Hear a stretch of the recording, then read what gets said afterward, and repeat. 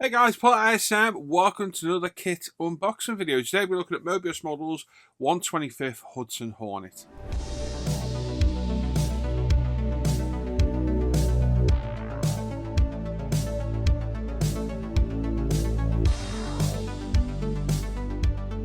So yes, the Hudson Hornet, I've had this kit for a number of years in the stash, and I'll be honest, I've never really looked through the box that much. So this is kind of be a completely blind review to me.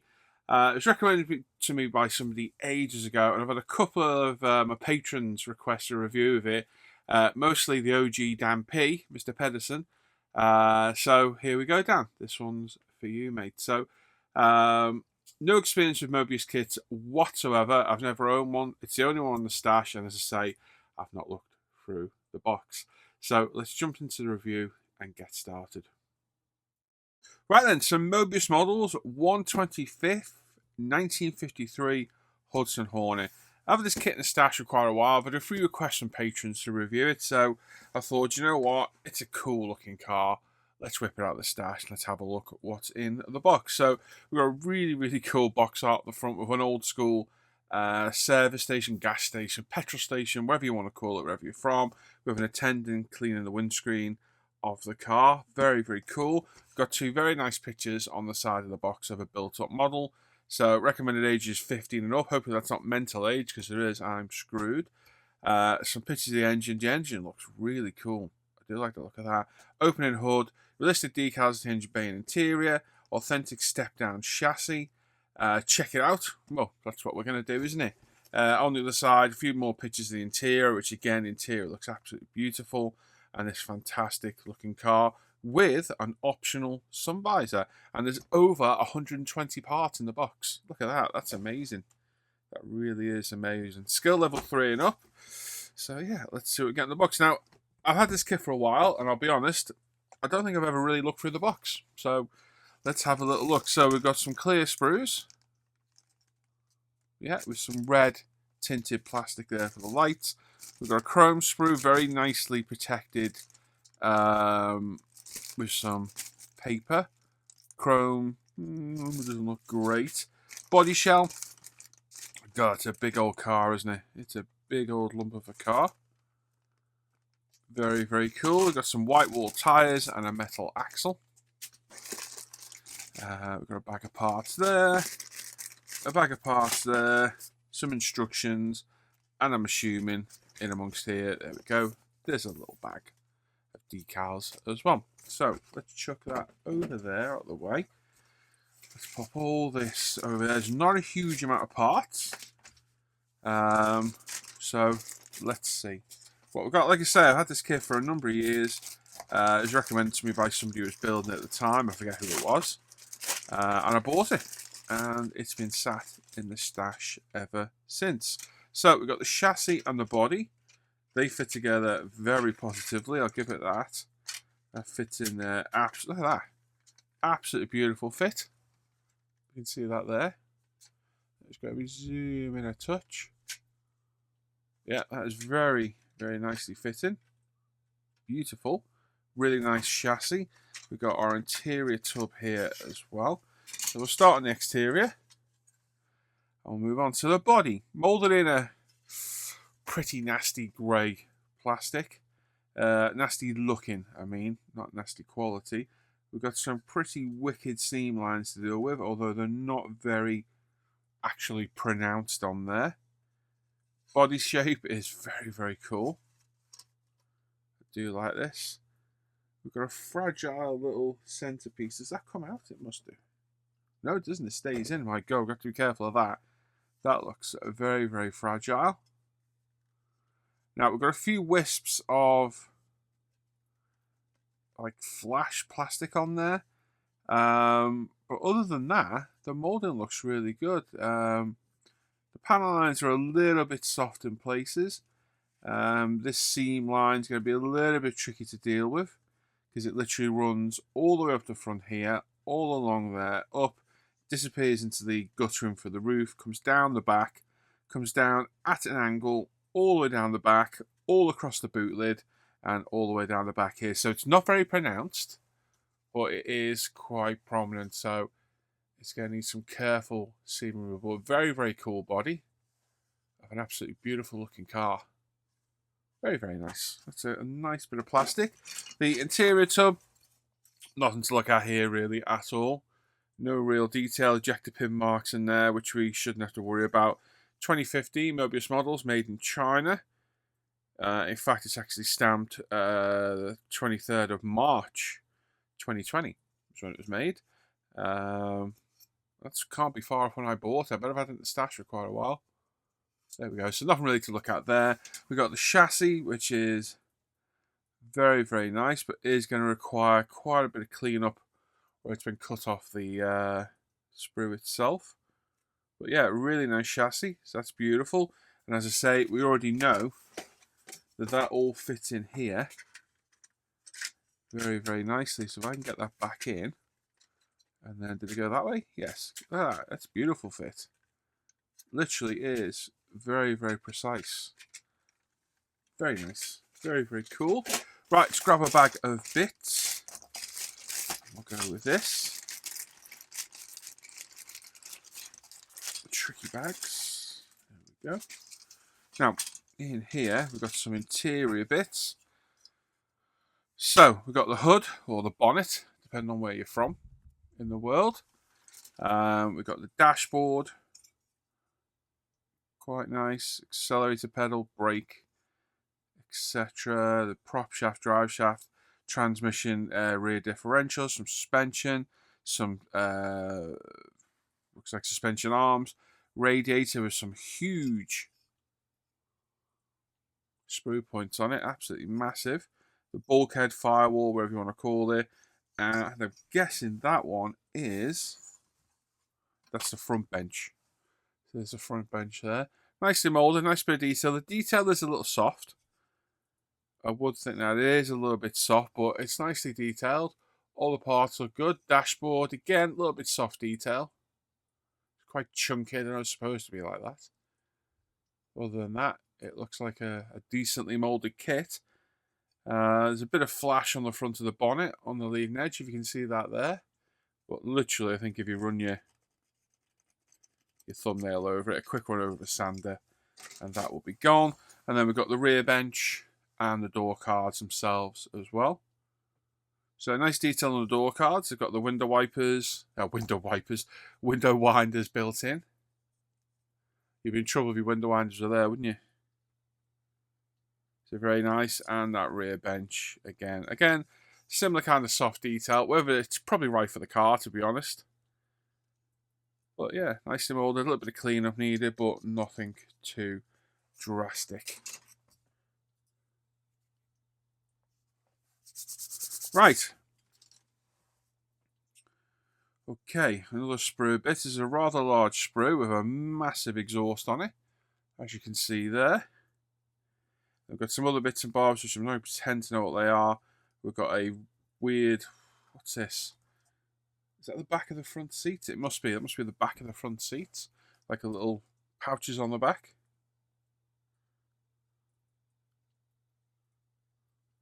Very, very cool. Fans there. Leaf sprung suspension. Is that sun visor? Could be. Looks like it. Like I say, the big exhaust as well. A little tiny exhaust on this. Is this an optional exhaust? I don't know.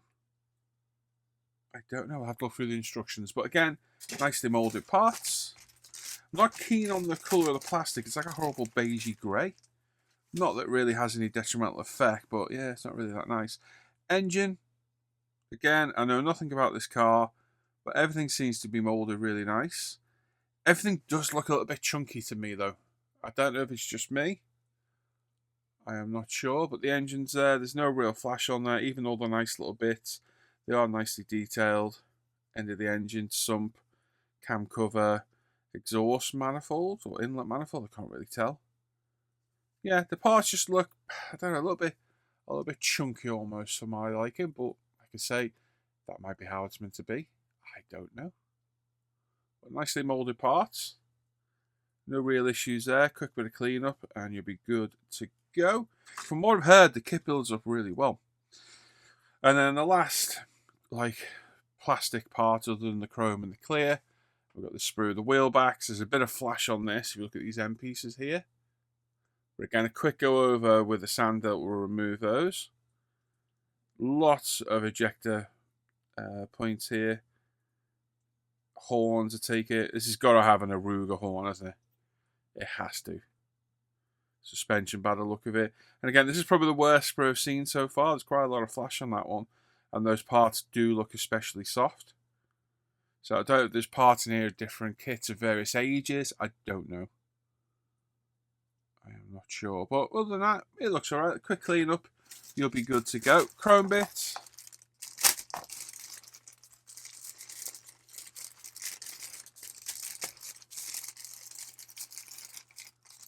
Come on. There we go. Out we get. Right, from outside the box, or the bag, the chrome didn't look great. Okay, in all honesty, oh, hang on, no. It's not bad. It's not bad, chrome. If you're coming close, it's not too bad on the wheels. The bumper's okay until you get to the top there. And it's not the best. It's as if you haven't gone around this piece properly. It is overly thick. And it does make it look toy-like. So while the chrome, if you were wanting to leave the chrome, they just can't grasp to put these points around the back. No manufacturer does it. Let's stick it right on the edge where it can be seen and the builder's going to have to touch it up. Yeah, for me, a definite re-chrome on these bits. I think they're going to benefit from it. So I'd strip them with bleach or whatever you use to strip your chrome normally. And for me, I'll use the ProScale Paints Chrome system. I think it looks a bit more realistic, a lot more scale. And if I was going to keep these, I'd probably satin coat over them to take some of that shine off. But regardless, parts, you know, where you cut them off the sprue, it's left with bare plastic, so it's not chrome. I just don't get why manufacturers do it. But for me, it's a little bit toy-like. The wheels aren't bad. I'd be tempted to leave the wheels, because the wheels don't look too bad at all. But the rest of it is just a little bit too thick on there. So yeah, I think it'd benefit from stripping and re-chroming. And then front and rear, actually they're two front bumper inserts. Hard to tell. We've got the hood ornament there as well, I take it. Or one at the sides. We've got two of those. Is it only on one side? Okay. It's a bit odd. Okay. Fair enough. So yeah, again, I'd strip these because the chrome, it just looks a little bit toy-like for me. A little bit too thick.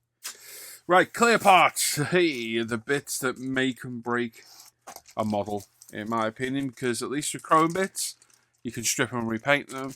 Plastic bits, normal, you can clean up, you can paint. With clear coat bits, you're left with what you've got, really. And to be fair,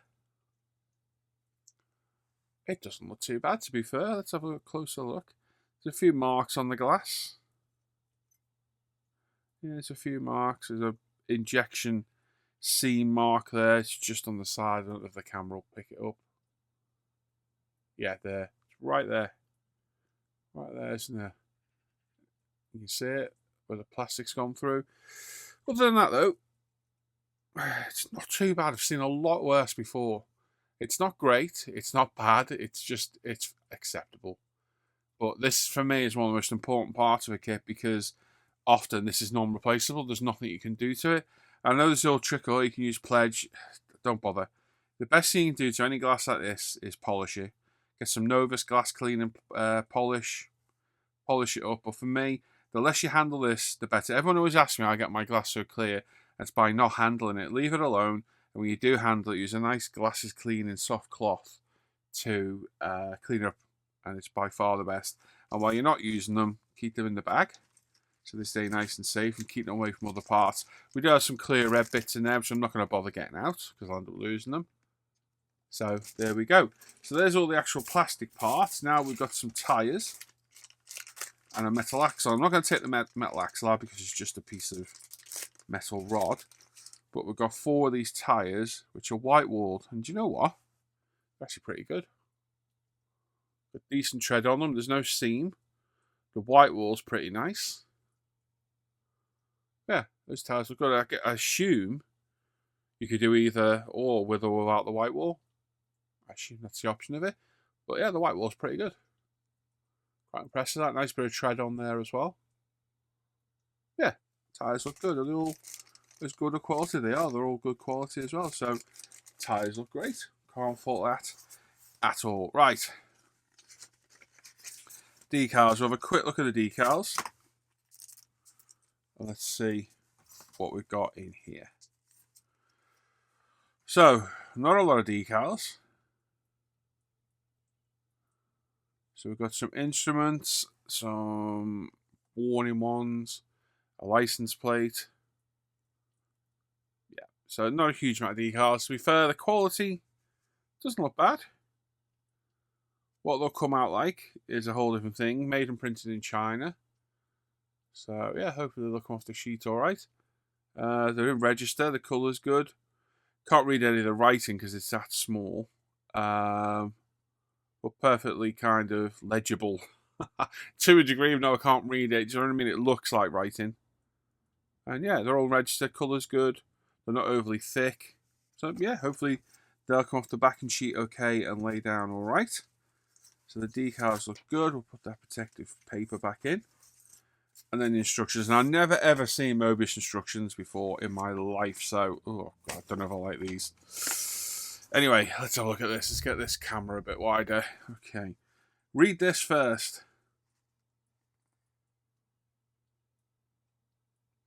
So lots of things not to do. Painting your kit. Applying decals. So on and so forth. God, they're busy instructions. Oh, God, yeah. So you actually get written how-to. So cement left engine half, number 100. So the right engine half, 101. So that's quite nice to get a written description. And then you get pictures here explaining the same thing.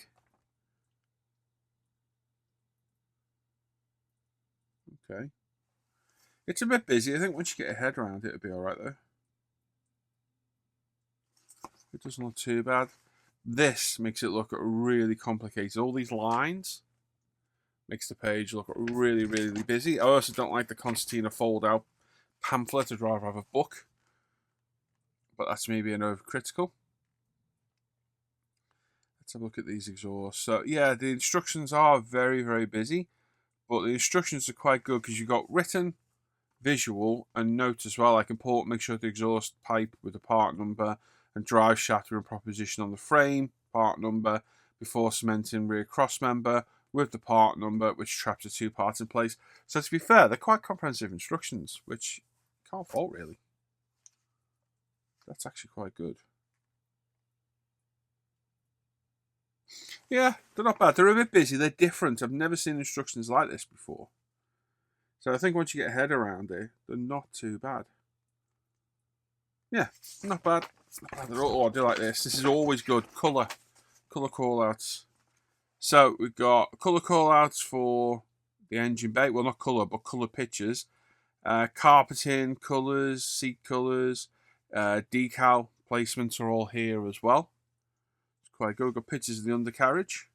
And again, subtle weathering, variety of finishes, my gloss and matte. All the dashboards there, the bulkhead, firewall, the engine, side components there as well. And then the body itself with the decals. Yeah, that's quite good as well. Yeah, quite like the colour call out. I think it adds a little bit of a helpful step. And then paint colours, which is always a helpful step. So suggested paint colours. So flat rubber, flat black, brown iron, semi-gloss black, gloss yellow, steel, chrome silver, wood, or clear red. Upholstery colours, quite cool. Body colours, it gives all the body colours there with the paint codes. Now, I don't suppose these are going to show up on ProScale's database, are they? Let me have a little look. Just out of interest, I'm right next to the computer, so it won't take me a second. So let's have a look at B. What was it? 96. I'll be very surprised if these are on here because of the age of the car.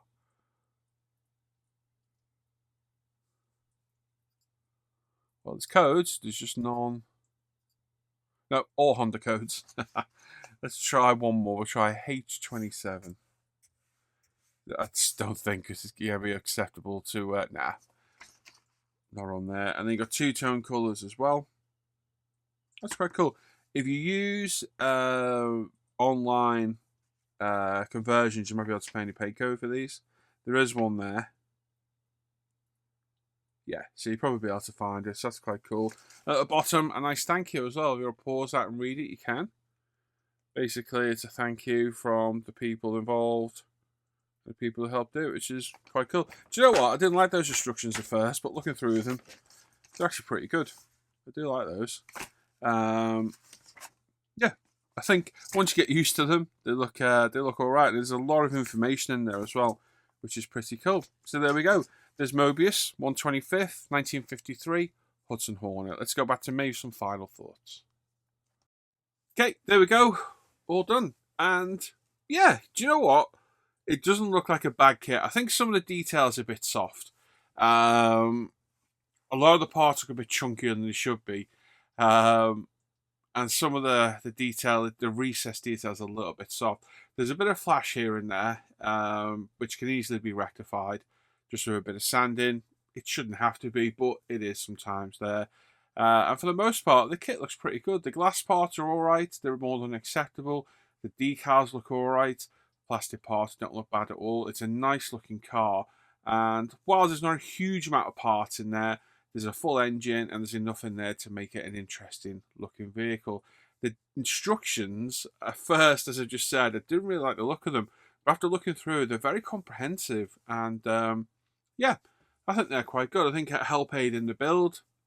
You've got the written instruction, you've got the visual, and you've got all the important notes listed alongside the visual points as well. And on the back pages, you've got some great reference guides on there as well. So, yeah, I think overall, not a bad kit at all. I don't think this was a cheap kit. I think it's around the £40 mark in the UK. I've had it for years, so I can't remember what I paid.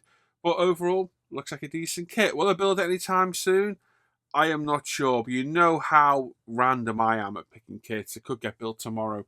I've got a Cadillac, Foose Cadillac, I think it's an Impala I've got to finish, convertible. That I need to do first. And then, yeah, maybe we'll see. We might build this further down the line. So I hope you enjoyed that unboxing today. If you've got the kit or you've built it, let me know. Or if you're thinking of buying it, again, let me know in the comments down below. And if you want to get earlier access to all these videos, you can go with Patreon in the link down below. You get a month's early access, Saturday Patreon exclusive bench update every single week. You get added to a Facebook Messenger chat group. There's like 70 of us in there. There's a Facebook group as well. And those that choose tier 4 or higher now get a 10% discount at Pro Scale Paint. So you automatically get given a discount code to use as many times as you like on Pro Scale Paint. So another great benefit of becoming a patron. There's links down below to everything. There's a PayPal me, a Buy Me a Coffee if you want to do one-off donations. And there's links to Facebook, Pro Scale Paint. Oh, there's everything down there. All the products you use. My stash is there. You can go look through my stash. There's an email address should you want to get in touch with me. And there we go. That is it. So make sure you subscribe to the channel. Give the video a thumbs up or a thumbs down, wherever you want to do. Click that bell notification to get notified of the latest videos. Please leave a comment. Love reading all your comments. Yes, let me know if you built this kit or you've got it in the stash. All right. So thanks for watching, everyone. I hope you enjoyed that. Take care. Bye-bye.